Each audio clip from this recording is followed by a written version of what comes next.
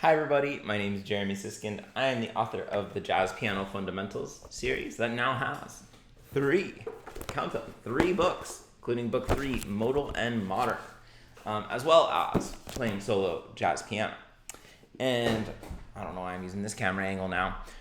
So I've been thinking a lot in this, having written this third book, about pentatonic scales, about improvising over single chord vamps, and what are some of the best practices.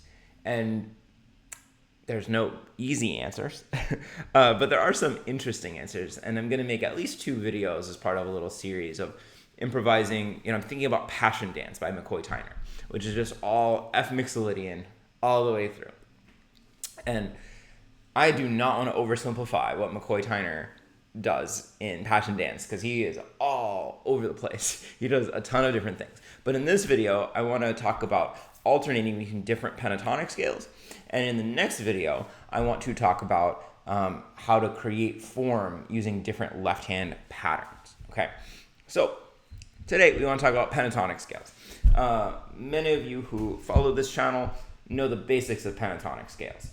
And what you really need to know for this lesson today is that pentatonic scales consist of the 1, 2, 3, 5, 6 of a major scale. So F pentatonic would have F, G, A, C, and D. I have a heck of a lot more to say about pentatonic scales, but we're going to leave it there for now.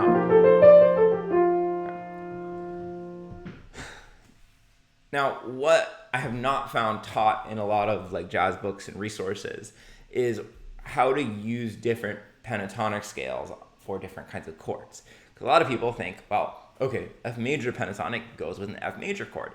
And yeah, it can, but there's actually more common or better choices.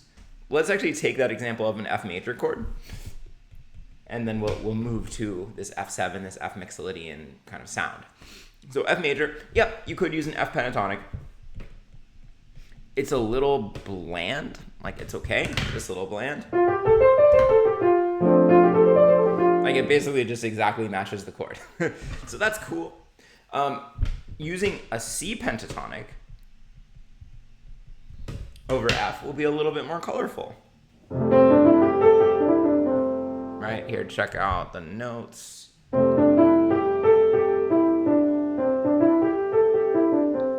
This way we get the 7th, we get that 13th or 6th. A little bit more colorful. And then in a modal context, or in a more modern context, we would also pretty commonly use the G pentatonic scale.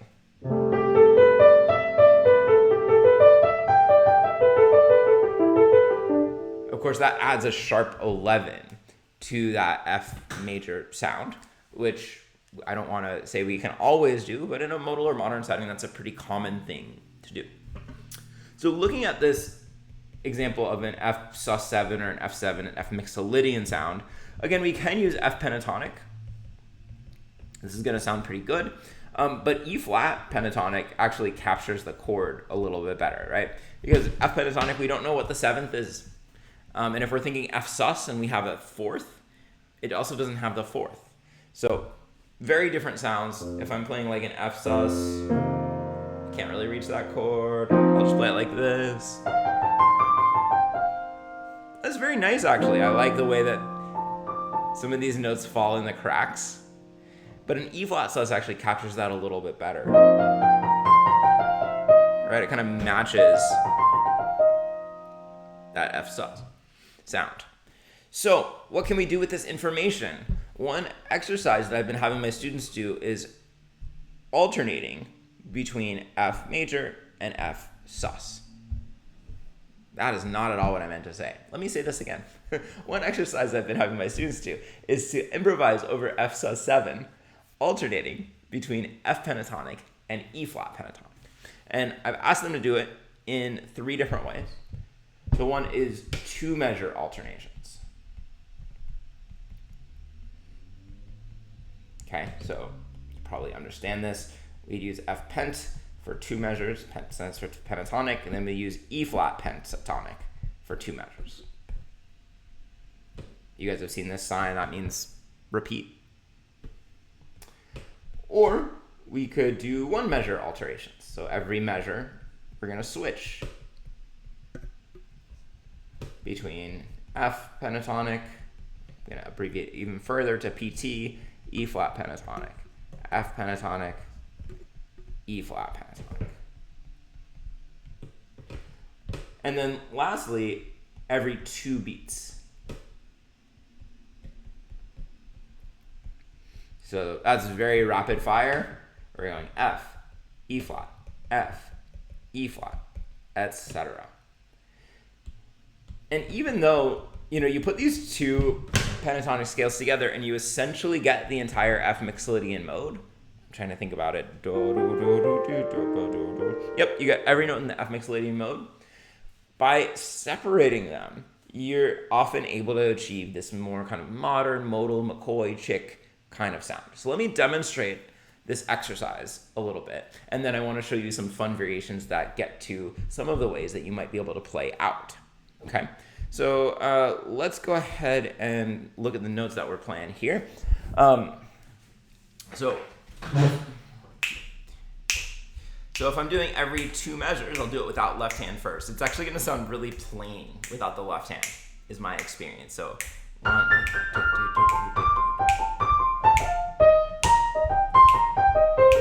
right, so here's F, E flat, F,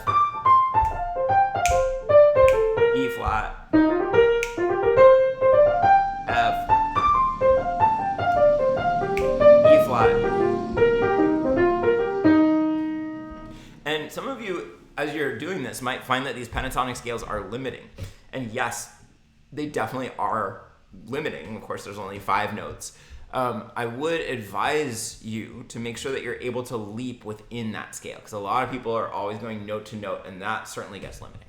When we add the left hand, it sounds much more interesting, and I'm going to do kind of a typical McCoy-Tyner left hand. All this stuff, by the way, is in this Jazz Piano Fundamentals Book 3. So alternating every 2 measures. So F, E flat, F, E flat, E flat,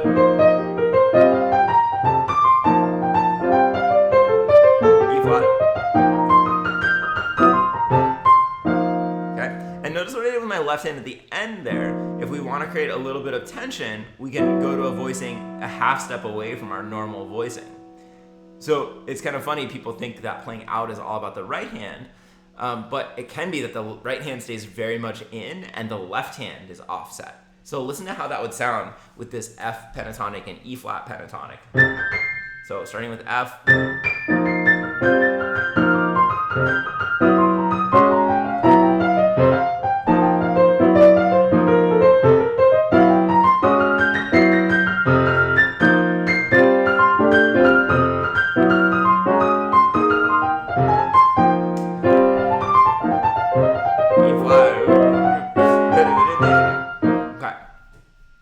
Now, 1 measure alteration, we're going to start creating a little bit more. I imagine these alternations as like waves on a lake. So now the waves are going to start coming a little faster.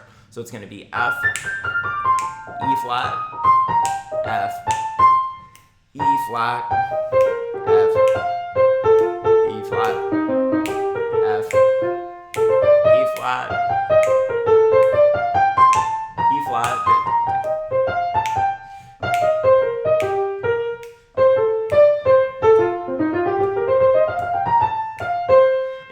Feel it has this back and forth sway because of this alternation between F and E flat. And as we add the left hand, we're going to feel that equally.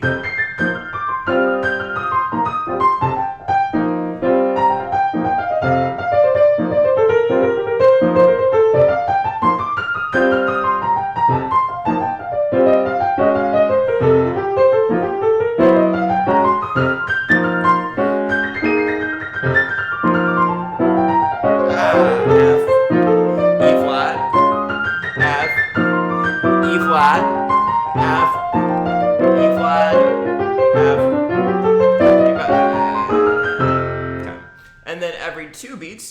Now we're really E flat, F, E flat, F, E flat, F, E flat, F, E flat, F, E flat, F, F, F, E flat, F, E flat, F, E flat, F, E flat. Right. So that really takes a lot of being on top of it, but it ends up with a very cool sound. And, like, it's unclear to me how much of this is just a good mental trick versus how much of this, like, really comes through the playing, but it's a great mental trick to get me playing a little differently. So here we go. F, E flat, F, E flat, F, E flat.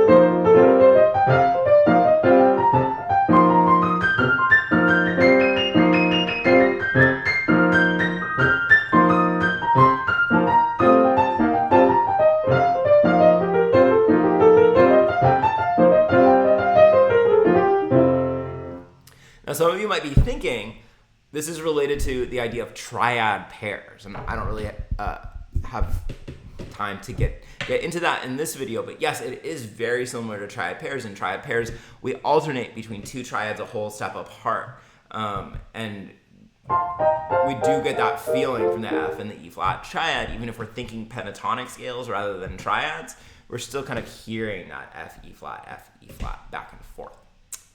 So I told you there'd be some fun next steps, and instead of alternating between these two pentatonic scales that make up the Mixolydian mode, we could practice a side step, right? Side step means that we're displacing things by a half step. So, for instance, this isn't the only way to do it by any means, but we could alternate between F pentatonic and G flat pentatonic instead of F and E flat.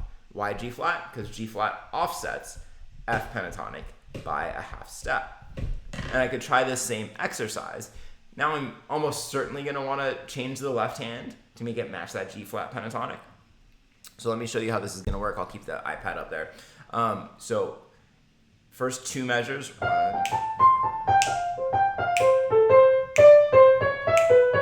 That's not the G flat pentatonic. I really suck. I'm sorry. F.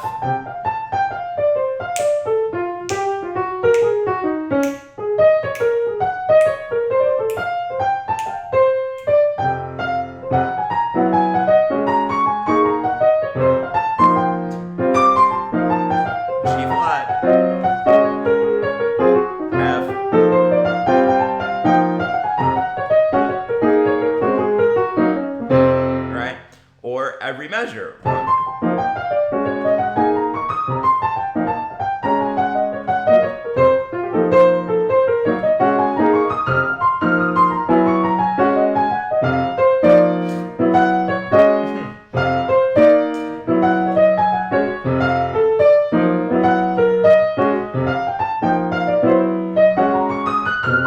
Right? Or now it's going to get a little crazy every two beats.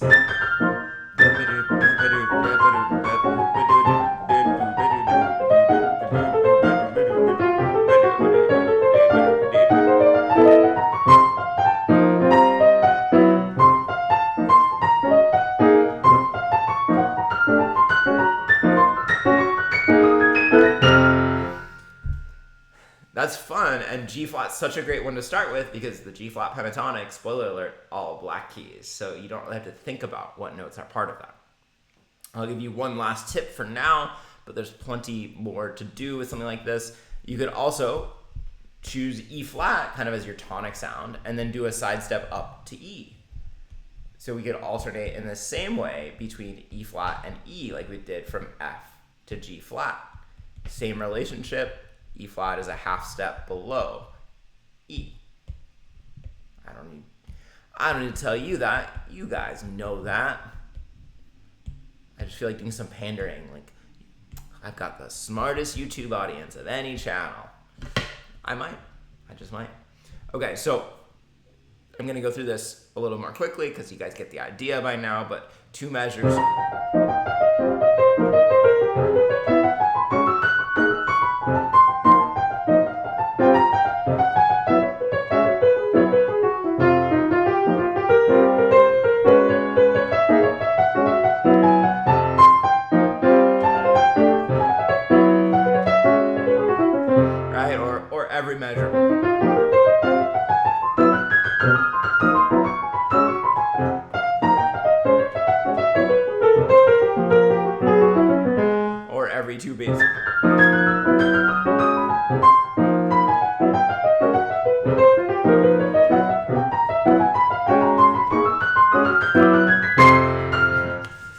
Pretty gnarly sounds, pretty cool. Definitely, for me, in that McCoy-Tyner tradition.